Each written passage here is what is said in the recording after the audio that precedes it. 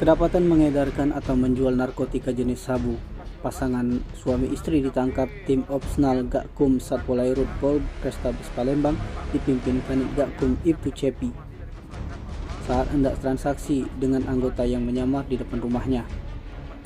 Pasutri tersebut yakni M. Ridwan alias Iwan 53 tahun dan Fatmawati alias Wati 45 tahun, warga Lorong Tepian Musi, Kelurahan Karanganyar, Kecamatan Gandus, Palembang.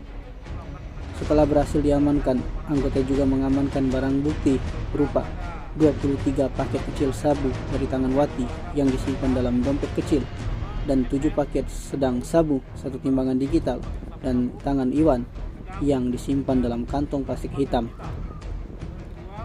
Untuk penyelidikan lebih lanjut, kedua pasutri tersebut langsung dibawa ke Mako Satpolairut Polrestabes Palembang bersama barang bukti yang diamankan.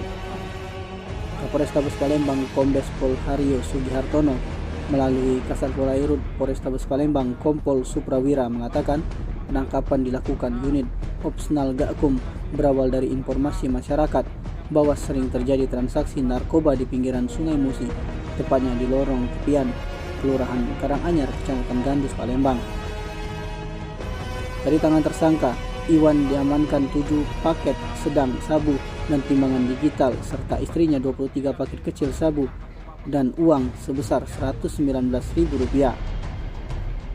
Guna mempertanggungjawabkan perbuatannya, kedua pasutri itu ditangkap dan dijerat dengan pasal 112 dan 114 Undang-Undang Nomor 35 Tahun 2009 tentang narkotika. Masih dikatakan Suprawira, dari keterangan kedua tersangka pasutri, mereka menjual sabu kepada kalangan pengguna transportasi air. Tim Liputan Sumsel Update TV melaporkan.